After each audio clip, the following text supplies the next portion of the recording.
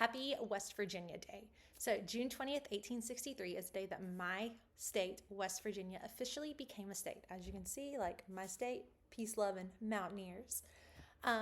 So June 20th, 1863 is our birthday.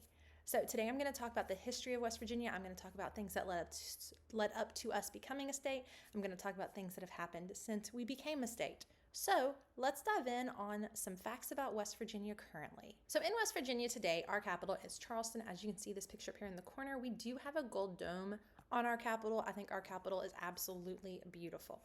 We have a population of about 1.7 million people. Our size is right over 24,000 square miles. Our nickname is the Mountain State. Our motto is Montani Semper Liberi, which means mountaineers are always free. Our tree is the sugar maple. Our flower is the rhododendron in the bottom corner here. Our bird is the cardinal. We also have our state animal is the black bear, and our colors are old gold and blue. So these are just some things about West Virginia today. So as I said, West Virginia is my home and I love my home, but how and why did West Virginia become a state? What caused us to split from Virginia?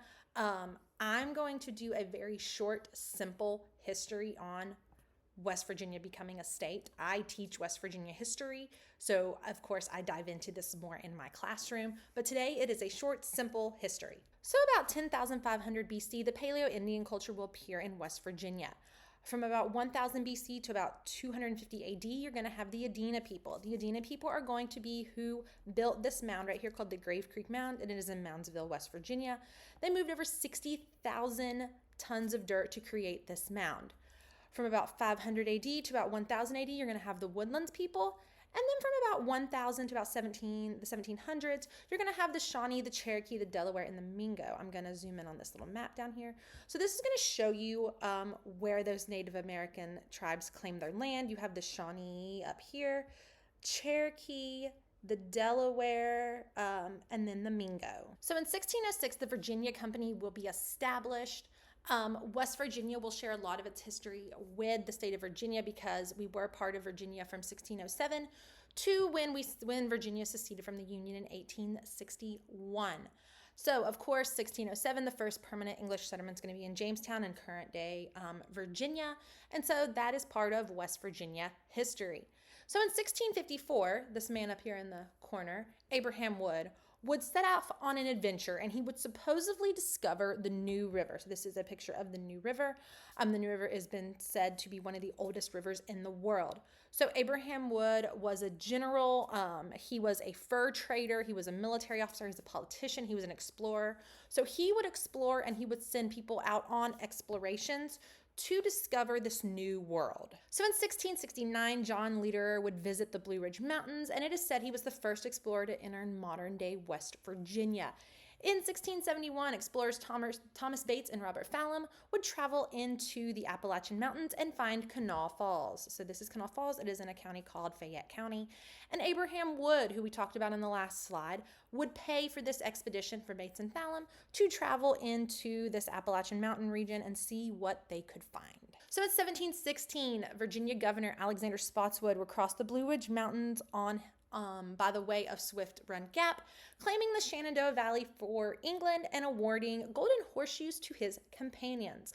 That is very important in West Virginia today because every year 8th graders take what is called the Golden Horseshoe Test, and it is a West Virginia history test all 8th graders take, and if you score in a certain percentage, you are awarded a Golden Horseshoe. So my kids know that the Golden Horseshoe Test is named after Governor Alexander Spotswood. So then we move on to 1726 when German settlers would build a settlement in New Mucklenburg. And then 1731, the earliest recorded settlement by Morgan near Bunker Hill in present Berkeley County. Morgan is later going to be credited as being the first white settler in present-day West Virginia. He would also own the first inn in West Virginia. So Morgan. Side note, his son, Zaquil Morgan, would be the founder of Morgan's Fort in present-day Morgantown. So there was a lot of exploration in the 1700s. In 1742, coal would be discovered on the Coal River. So the Coal River, of course, was named by the coal that was found there by a man named John Peter Salling. 1748, George Washington would survey land in present-day Morgan County. 1762, the oldest town in West Virginia, Shepherdstown, is officially founded. So Mucklenburg was a settlement, New Mucklenburg, but Shepherdstown was the officially first town. In 1763, the Bates and Fallon exploration would be used in the French and Indian War treaty negotiations to lay claim for England to the Ohio River Valley. That is something that was fought over back and forth between the French and the British on who claimed the Ohio River Valley. Some people would carve their letters into numbers into trees. Some people were burying plates in the ground that people have actually found since then, trying to claim the land for one side or the other. So in 1772, Joseph Tomlinson would discover the Grave Creek Mound. I've already talked about the Grave Creek Mound and how the Adena people built it. So he would rediscover the Grave Creek Mound. In 1774, we are going to have the Battle of Point Pleasant. So the Battle of Point Pleasant would take place in October of 1774, and it would be one of the largest battles ever fought in North America between the settlers and the Native Americans. I say settlers because we were not a country yet. So it would start on October 9th, when Chief Cornstalk would lead armies close to one of the settlements near Point Pleasant. The warriors would represent multiple tribes such as the Shawnee, the Delaware, the Mingo, the Wyandot, and the Cayuga. Early that morning, there were 2 soldiers out hunting. They would see this encampment of Native Americans, and they would try to run away to be able to warn others. One of them would be shot and killed, but one of them would make it back to the camp. The next day would be one of the bloodiest and most violent Native American battles on the American frontier, and it would happen near Point Pleasant. So a lot of the fighting in the battle was hand-to-hand combat, but as night fell, Chief Cornstalk would withdraw his troops, and there would be a little bit of peace between the settlers and the natives for a couple years. So in 1776, the people in the region actually petitioned Congress to create a 14th state called Westlvania, but ultimately they were denied, and so the people who wanted to be part of Westlvania stayed in their respective states that they were in. So in 1777, Chief Cornstalk, Illanipseco, and Red Hawk would be murdered in captivity at Fort Randolph, which is in Point Pleasant. They would go to try to make peace, and then there would be some miscommunications, so they would be taken, and then Chief Cornstalk's son would come try to get his father, and he would be murdered, and then Chief Cornstalk would eventually also be murdered by the settlers. Some people say that Chief Cornstalk put a curse on the area, and that is why the Mothman is in the Point Pleasant region, but the Mothman is a different video if you want to go check that out. In 1778, you're going to have Dick Pointer, who was a black slave who helped save about 60 settlers in the Greenbrier Valley. And in 1785, you're going to have Morgantown, which was established by the General Assembly. So moving into closer to the Civil War and what's going to make West Virginia become a state. So in 1818, the Kanawha Salt Company would begin operations. Salt was a huge industry in West Virginia, or Western Virginia at the time. So 1859, you are going to have abolitionist John Brown, who is going to lead a raid on Harper's Ferry. He was going to lead a raid on the arsenal to attempt to arm slaves. This is something that is very highly taught in West Virginia history. I teach it to my children every year. We spend multiple days on John Brown's raid at Harper's Ferry. So really quick story on what happened. So John Brown had hoped to raid the arsenal. He wanted to arm his followers, and he wanted to create a new state. He was hoping that if he was able to get to the arsenal, get the weapons, he was going to be able to give the weapons to the black slaves, and they would be able to rebel. So on the night of October 16th, him and 19 other men would head to Harper's Ferry to put their operation into place.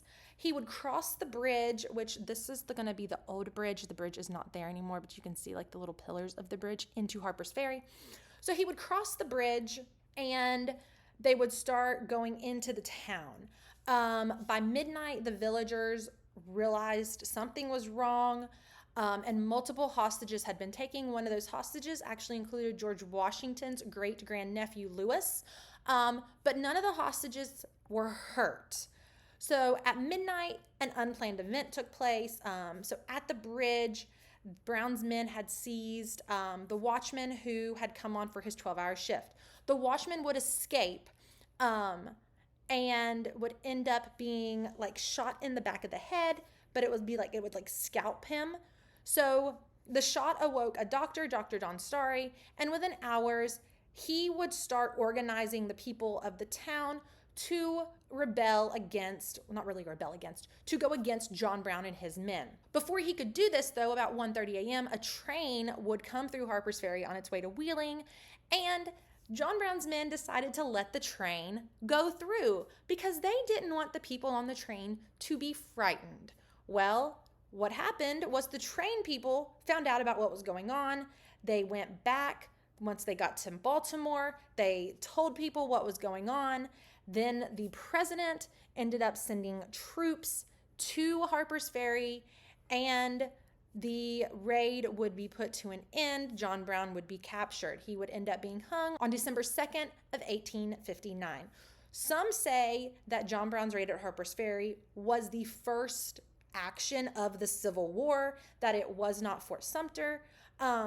Others say no, it wasn't actually part of the Civil War. It just led up to the Civil War. So what do you think? Do you think John Brown's raid at Harper's Ferry was like the first action of the Civil War, or do you think it was just something that led up to the Civil War? So between the Kanawha Salt Works Company beginning operation and John Brown's raid at Harper's Ferry, you're going to have one of West Virginia's first public institutions, Marshall University, being founded. It would be founded as Marshall Academy in 1837, named after Supreme Court Chief Justice John Marshall. So Marshall is still a college today. They became Marshall College in 1858, and then they became Marshall University in 1961. And as of fall of 2023, they had right at like 11,300 enrolled students. So what's going to set West Virginia into motion of becoming our own state is when Virginia seceded from the Union at the start of the Civil War. Western Virginians did not want to go, and they wanted to remain loyal to the Union. So they decided they were going to create their own separate government from Virginia. So how did this happen? So in 1861, John Carlisle, which is pictured down here, would help organize the first Wheeling Convention. This is where he's going to bring a group of people together. They're going to talk about, okay, we want to be our own state. What is that path? And it's going to take them a couple years to work that out. Also in 1861, you're going to have the Battle of Philippi, which would be considered the first land battle of the Civil War, which happened on June 3rd. Also in 1861, you're going to have Francis Pierpont, who would be elected governor of the reorganized government of Virginia.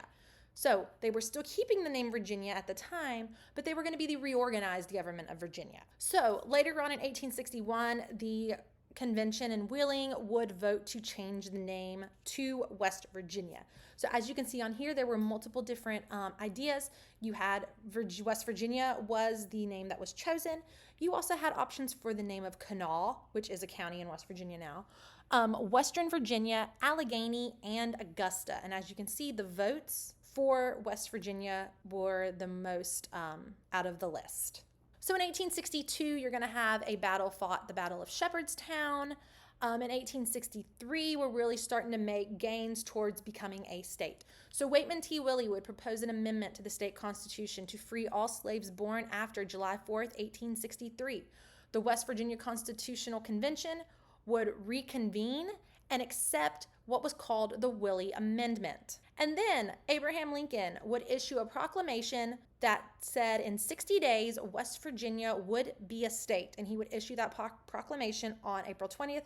This is his proclamation showing or saying that 60 days from today, West Virginia will be a state. So in 1863, June 20th, West Virginia would be admitted as the 35th state of the Union. Our first governor would be Arthur I. Borman, and our first capital would be in Wheeling. So after becoming a state, West Virginia would then have to choose their first senators, which they chose Peter Van Winkle and Waitman T. Willie.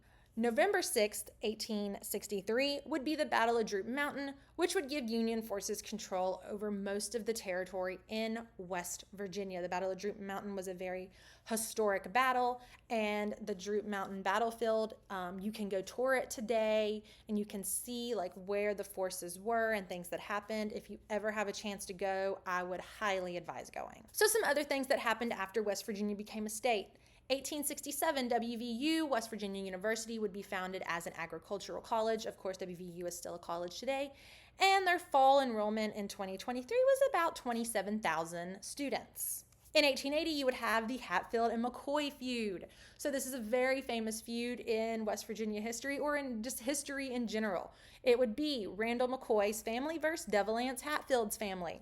Both of the families were on different sides during the Civil War, and that really kind of pushed them apart. Then in 1878, there would be a dispute over a hog. A Hatfield cousin said it was his hog. Randall McCoy said it was his hog. It would be taken to court. The justice of the peace at the time was a Hatfield, so he ruled in favor of the Hatfields. Not soon after that, Rosanna McCoy would enter into a relationship with Devilance's son, Johnsey. Rosanna would get pregnant. Johnsey would refuse to marry her. Rosanna would move back home. Johnsey would then marry Rosanna's cousin, Nancy. So that was a problem in the families. Then in 1882, Ellison Hatfield, the brother of Devilance, would be killed by 3 of Rosanna's younger brothers. It would hit a breaking point in 1888 on New Year's Eve when there was a massacre. So several members of the Hatfield clan went and surrounded the McCoy cabin and set the house on fire. Multiple people would be killed in that fire. So a few days after the massacre, Pike County Deputy Sheriff would come down. He would track down the group who set the fire. People would be arrested. People would go to trial. 7 people would receive life in prison, and 1 person would be hung. After the hanging, the families really eased their tension, and today, if you get the families together, they laugh about everything that happened. Also, 1885, Charleston would become the permanent capital of West Virginia. In 1907, the worst U.S. mine disaster would kill 361 miners at the Fairmont Coal Company's mines number 6 and number 8 in Monongah, West Virginia. 361 is what is confirmed. It is said that there could have been up to 500 miners. Well, not miners, but 500 people, because a lot of the miners would take their sons into the mines with them, but those sons weren't there legally, so they weren't really accounted for. So 361 is what we know, but it could have been up to 500. Then from 1912 to 1913, you were going to have what are known as the West Virginia Mine Wars. This is going to be confrontation between miners and coal officials, which is going to then turn into the government. There's going to be the Battle of Paint Creek and Cabin Creek, and then there's going to be the Battle of Blair Mountain, which is actually going to involve bringing in the U.S. military. Governor Harding is going to call the army in to suppress an uprising, and it would be the largest insurrection on U.S. soil at the time since the American Civil War. In 1915, the United States Supreme Court would rule that because West Virginia used to be part of Virginia, they owed some of Virginia's debt. And so they said that West Virginia had to pay back more than $12 million from when they were part of Virginia. So a check was delivered in 1919, and those bonds were eventually paid off in 1939. So in 1943, you're going to have a Supreme Court case called West Virginia Board of Education v. Barnett. It was a case saying at the time, West Virginia required all public school children to salute the flag and say the pledge every morning. And there was a child from a Jehovah's Witness family who refused and was sent home from noncompliance. The case made it to the Supreme Court, and the Supreme Court ruled in favor of Barnett, saying that it went against the First Amendment to force someone to stand for the pledge, to say the pledge, because by their First Amendment right, they don't have to do that. Then in 1967, you're going to have the Silver Bridge collapse. The Silver Bridge collapse would happen right before Christmas, and it is said that the Mothman was on the bridge before it collapsed. 1970, you're going to have the Marshall University football team plane crash. They would be killed landing at Tri-State Airport, which is in Canova, West Virginia. everyone on board would be killed. And then in the 2000s, you were going to have the We Are Marshall movie with Matthew McConaughey to honor the victims of this crash. And then the final two things I'm going to talk about are in 1977, the New River Gorge Bridge would open. At the time, it was the second largest single arch still spanned bridge in the world. As you can see, this is a picture taken. There is a little bridge down here that you can stand on and take pictures of the big bridge. It is absolutely beautiful. You can do a bridge walk. You can actually like walk under the bridge right here.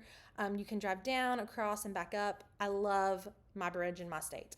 And then in 2018, West Virginia teachers would go on a 9-day strike, which would actually get other teachers in other states to go on a strike. West Virginia teachers had not had a statewide pay raise in about 25 years, and the insurance costs were going up, and teachers wanted a pay raise to help cover those insurance costs. So there was a 9-day strike, and at the end of the 9 days, West Virginia teachers did get a pay raise, and we have gotten pay raises almost every year since our official strike the first time. I love my state. We are a state built out of a war on the backs of people who wanted a better life and opportunity for everyone. So I hope you learned something today about West Virginia. We are not a state that is talked about a lot. We are our own little state.